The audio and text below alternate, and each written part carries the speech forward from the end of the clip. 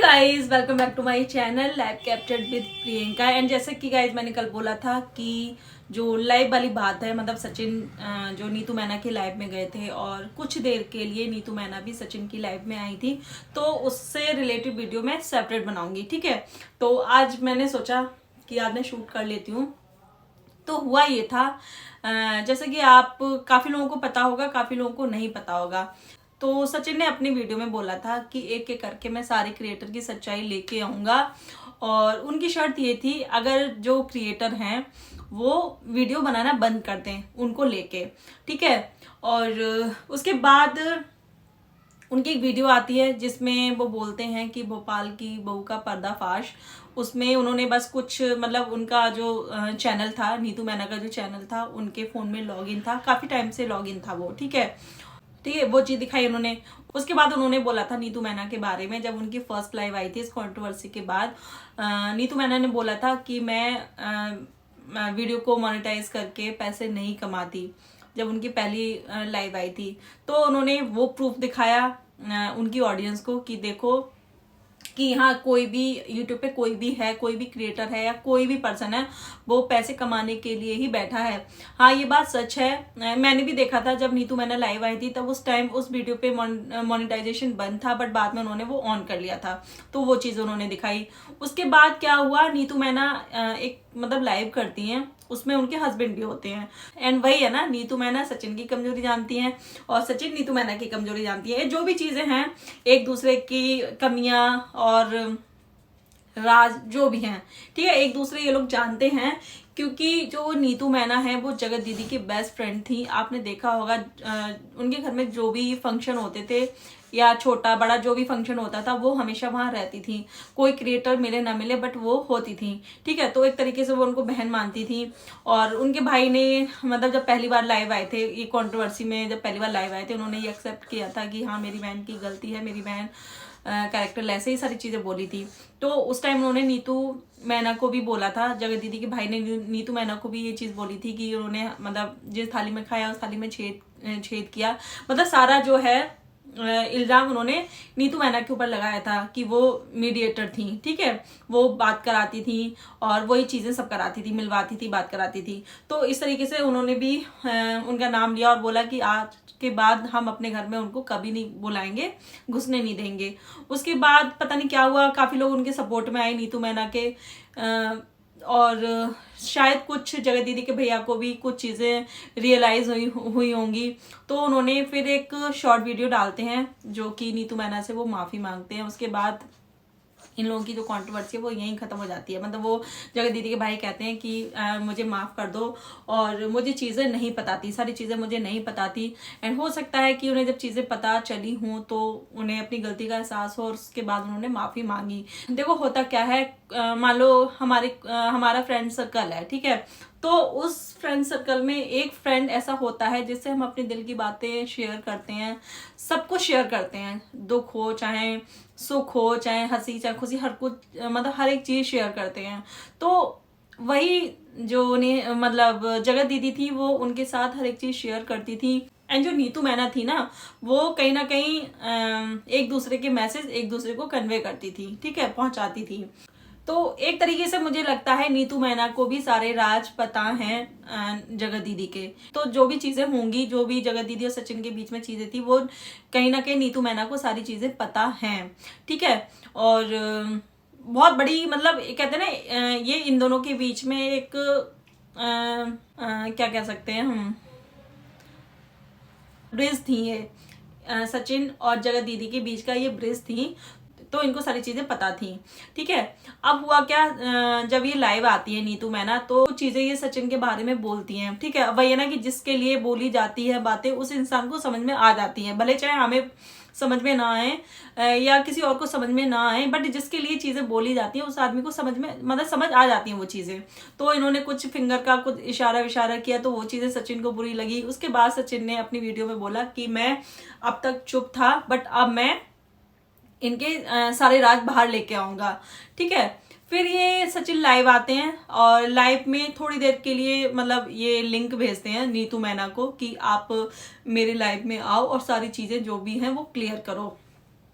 तो तो वो थोड़ी देर के लिए आती है, नीतू मैना उनके हस्बैंड थोड़ी देर के लिए आते हैं एंड दोनों वो पति पत्नी बोलते हैं कि अब तुम हमारी लाइफ में आओ, ठीक है, हम अपनी लाइफ में क्लियर करेंगे। और साथ में नीतू मैना ये भी बोलती है तुमने बहुत पैसा कमा लिया, अब हम कमाएंगे, उनकी ये वर्डिंग होती है। मतलब इतना तक मैंने देखा था। एंड सचिन ये भी कहते हैं कि पहले चीजें यहाँ क्लियर करके जाओ, उसके बाद मैं आपकी लाइफ में आऊंगा। जब आप मेरी लाइफ में नहीं रुक रहे हो तो मैं आपकी लाइफ में क्यों आऊं। कुछ मतलब आर्ग्यूमेंट होती है और फिर उनके हस्बैंड कहते हैं कि कोई नहीं, तुम हमारी लाइफ में आओ। तो उसके बाद जो है सचिन बोलते हैं ठीक है, आप कुछ चीजें यहाँ क्लियर कर दो, उसके बाद मैं आपकी लाइफ में आऊंगा। फिर मतलब थोड़ी देर बातें होती हैं इनमें। उसके बाद जो सचिन है वो नीतू मैना की लाइफ में जाते हैं। अच्छा, वहां जब लाइफ में जाते हैं तो कुछ एक टॉपिक के ऊपर बातें होती हैं, जूस वाले का मतलब क्या राज था, इस पे मतलब जो है टॉपिक अटक जाता है। मतलब सचिन अपनी लाइफ में भी पूछते हैं और हाँ, जो भी चीजें पूछते हैं उसमें सचिन बोलते हैं कि आप अपने बेटे के सर पे हाथ रख के कसम खाओ। उनका जो बेटा है लव, उसकी कसम सचिन उनसे खिलवाते हैं। तो ये चीज मुझे भी नहीं अच्छी लगी। एंड मुझे ऐसा लगता है जब लड़ाइयाँ बड़े लोगों के बीच में है तो उसमें बच्चों को बीच में नहीं लाना चाहिए। चाहे मैं तो कहती हूँ चाहे आप उस चीज के लिए गलत साबित हो जाओ, बट अपने बच्चे की कसम नहीं खानी चाहिए।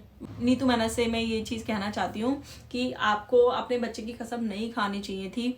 और बच्चे की यार क्या गलती है इसमें, और आपका अकेला बेटा है। एंड मुझे ऐसा लगता है जो भी चीजें इनके बीच में चल रही थी, जगत दीदी सचिन के बीच में जो चीजें चल रही थी उसके बारे में नीतू मैना को सारी चीजें पता थी।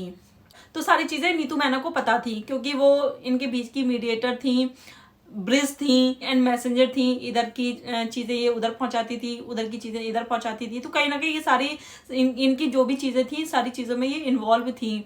तो मुझे लगता है वहां बच्चे की कसम नहीं खानी चाहिए थी, क्योंकि वही है ना कि अपने आप को सही प्रूफ करने के चक्कर में आप अपने मान लो फ्यूचर में अगर बच्चे को कुछ होता है या तबीयत खराब भी होती है ना, तो हमारे अंदर यही गिल्ट रह जाता है कि हमने कसम खा ली, हमने अपने बच्चे की कसम खाई। देखो ये जो कंट्रोवर्सी है ना, या जो भी चीजें हैं, एक टाइम के बाद सभी भूल जाएंगे, किसी को चीजें याद नहीं रहेंगी, ठीक है। बट आपकी जो फैमिली है ना वो बहुत ज्यादा मैटर करती है आपके लिए। आप अपनी फैमिली को खो के नहीं रह पाओगे।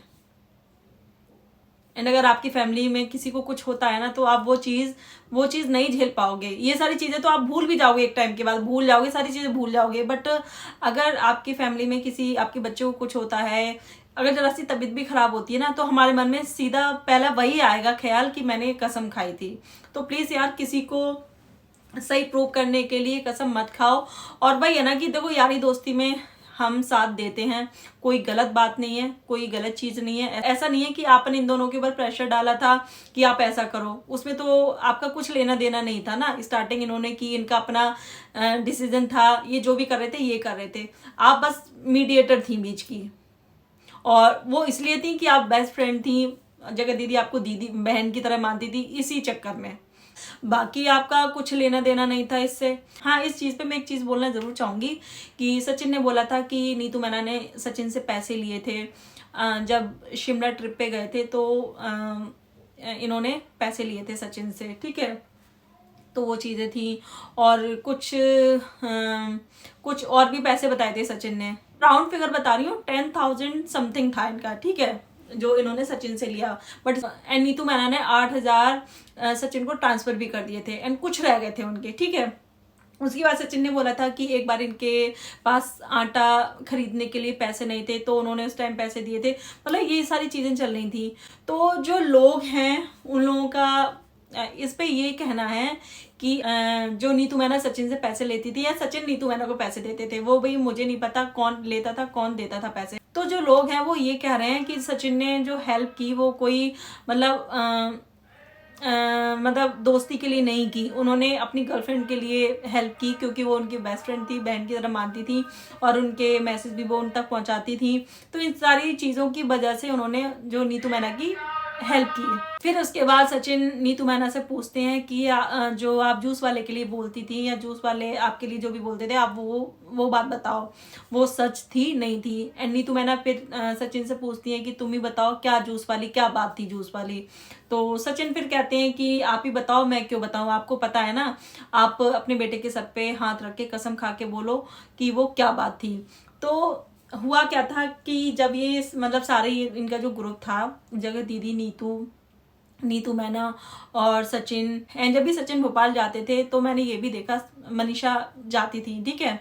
और नीतू मैना के घर जब ये एक बार गए थे तब भी मनीषा उस टाइम इनके साथ थी। तो होता क्या था कि जो जूस वाला था तो इनको देख के हंसता था, पता नहीं क्या, मतलब ऐसा कुछ इन्होंने बताया कि जूस वाला था। तो वो जो नीतू मैना थी वो इनसे ही कहती थी, मतलब जगह दीदी से बोलती थी कि देखिए मुझे देखता है, ये देख के मुझे हंसता है, और ये भी कहती थी कि मुझे ये अच्छा लगता है, मतलब ये देखने में अच्छा लगता है, ये अच्छा लगता है, ऐसा कुछ था। पूरी क्लियर बात मुझे भी नहीं पता, मतलब जहाँ तक मुझे समझ में आई चीज़ें वो मैं बता रही हूँ आपको। तो सचिन ने बोला नीतू मैना से कि आप लब के सर पे हाथ रख के कसम खाओ कि आपने मेरे से नहीं बोला था कि ये मुझे देखता है, मुझे देख के हंसता है, और मुझे मतलब ये मुझे पसंद है वो जूस वाला। तो नीतू मैना ने बोला कि भाई ये मैं हंसी मजाक में चीजें बोलती थी, और आपने देखा भी होगा ये चीज, एंड ये चीज तो आप लोगों ने भी देखी होगी, नीतू मैना काफी मजाकिया टाइप हैं और वो काफी कॉमेडी करती हैं। आप उनके ब्लॉग भी देख लो, कहीं भी मतलब किसी क्रिएटर के घर गई हैं वहां भी वो बहुत ज्यादा मस्ती करती थी। तो खैर मजाक मस्ती में मतलब बोल ही देते हैं।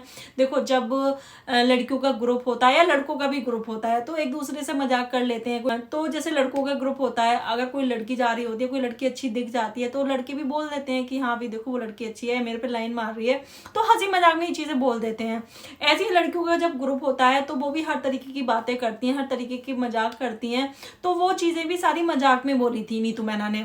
उस चीज को जो है सचिन ने मतलब गलत उसमें कर लिया। मतलब सचिन के कहने का मतलब था कि इनका मतलब अफेयर था या जो भी था। तो सचिन ने कुछ गलत मैसेज दिया उनकी ऑडियंस को, नीतू मैना की ऑडियंस को उन्होंने कुछ गलत मैसेज दिया, बल्कि ऐसा कुछ नहीं था यार। इतने बुरे दिन भी किसी के नहीं आए हैं कि कोई जूस वाले को लाइन मारेगा या कोई जूस वाले को पसंद करेगा। हम लोग बोल ही देते हैं कोई भी अच्छा हो कि हाँ, कभी कभार हम ये भी बोल देते हैं किसी ने मान लो ठेला लगाया है और वो देखने में अच्छा खासा है, पढ़ा लिखा लग रहा है देखने से, तो हम लोग कह देते हैं देखो अच्छा खासा देखने में भी अच्छा है, पढ़ा लिखा भी लग रहा है, और देखो ये ठेला लगा रहा है। तो हम लोग ऐसे बोल देते हैं। इसका मतलब ये नहीं है कि हम उससे मतलब हमारा उससे अफेयर है या, एंड पसंद भी कई तरीके की होती हैं, ठीक है। जिसको हम प्यार करते हैं वो वाली पसंद अलग होती है, और किसी की हम तारीफ भी करते हैं। जब कोई अच्छे अच्छे कपड़े पहनता है या कोई अच्छा दिखता है तो हम उसको भी अच्छा बोलते हैं, बट फीलिंग्स अलग अलग होती हैं। अगर हम अपने हस्बैंड को कह रहे हैं कि हाँ मुझे बहुत पसंद हो, तो वो फीलिंग्स अलग होगी, बट हम किसी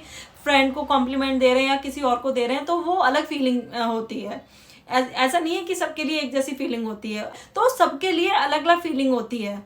दोस्त के लिए दोस्त वाली फीलिंग होगी, ठीक है, हस्बैंड के लिए हस्बैंड वाली फीलिंग होगी। तो ऐसा नहीं है किसी ने आपको अच्छा बोल दिया तो आपका उससे अफेयर है या गलत चीजें हैं।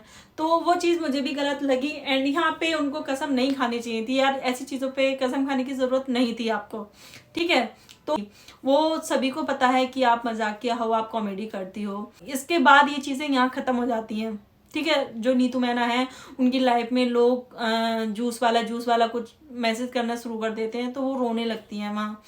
उसके बाद ये पैसों की बातें चलती हैं कि आपके पास आटा नहीं था तो मैंने पैसे दिए थे। और सचिन थोड़ा सा मतलब एक होता है ना किसी की लाचारी पे हंसना, किसी की गरीबी पे हंसना, तो वो चीज़ें उनको बुरी लगती हैं, उनके हस्बैंड को बुरी लगती हैं कि आप प्लीज़ हंसो मत और ये सीरियस मैटर है। तो हाँ, एक चीज़ मैं ज़रूर कहना चाहूँगी नीतू मैना को, यार देखो आप गरीब नहीं हो, आप कहाँ से गरीब हो यार, आप अच्छा खासा यूट्यूब से भी अर्न कर रहे हो, आपके हस्बैंड की भी अच्छी खासी जॉब है, तो आप प्लीज अपने आप को गरीब मत बोलो। एंड अगर आप खुद को गरीब बोलोगी, खुद को गरीब समझोगी, तो सामने वाला आपको क्या ही बोलेगा। तो आप सामने वाले से क्या एक्सपेक्ट करोगे कि वो आपसे मतलब आपको अमीर बोले। जब आप खुद को गरीब बोल रही हो, खुद को आप ऐसी चीजें बोल रही हो, तो सामने वाला तो बोलेगा। तो प्लीज अपने आप को गरीब मत बोलो, और आप गरीब नहीं हो, भगवान का दिया हुआ सब कुछ है आपके पास, आपके हस्बैंड की अच्छी खासी जॉब है, आप भी कमा रहे हो, तो प्लीज अपने आप को गरीब मत बोलो। किसी के भी सामने खुद को आप गरीब मत दिखाओ, खुद को मत दिखाओ कि आप कमजोर हो या आपके पास पैसे नहीं है, वो यार मत दिखाओ, क्योंकि क्योंकि कोई भी इंसान आपकी कमियों को पूरा करने नहीं आएगा, क्योंकि कोई बाहर वाला ना ही तो आपके घर को चलाने आएगा, ना आपके खर्चे चलाने आएगा, ना आपके बच्चे को पालने आएगा, कुछ भी नहीं आएगा, बस वो मुंह चला के चला जाएगा। तो प्लीज मैं यही कहना चाहूंगी कि आप प्लीज अपने आप को गरीब कहना बंद करो, और मतलब बाहर वालों के सामने तो बिल्कुल भी ये चीजें बोलो ही मत, ठीक है। फिर उसके बाद क्या होता है, एंड उनके जो हस्बैंड हैं वो भी काफ़ी मतलब वो काफ़ी अच्छे इंसान हैं। मतलब मैंने थोड़ी देर की लाइव देखी थी, काफ़ी अच्छे इंसान हैं वो उन्होंने बस यही बोला कि यार प्लीज़ आप, तो उन्होंने बस यही बोला कि आप एक औरत की इज्जत तो उतार चुके हो, और अब आप क्या चाहते हो, मतलब नीतू मैना से आप क्या चाहते हो। तो सचिन ने बोला कि मैं कुछ भी नहीं चाहता। जब मेरी इनसे एक दिन पहले बात हो गई थी, सारी चीज़ें क्लियर हो गई थी, तो इन्होंने लाइव में आके गलत एक्सप्रेशन क्यों दिए, इन्होंने गलत इशारे क्यों किए, मुझे इस चीज़ का गुस्सा था, ठीक है। और फिर सचिन ने एक चीज़ बोली, जब भी मैं मनीषा के साथ रील बनाता था या कोई भी रील बना के डाल देता था, तो आप मुझसे बोलती थी कि उस रील को डिलीट करो रील, और मनीषा के साथ में रील मत बनाओ। तो इसके लिए भी सचिन ने उनसे कसम दिलाई कि आप अपने बेटे के सर पे हाथ रख के कसम खाओ कि आपने मेरे से ऐसा बोला था, नहीं बोला था।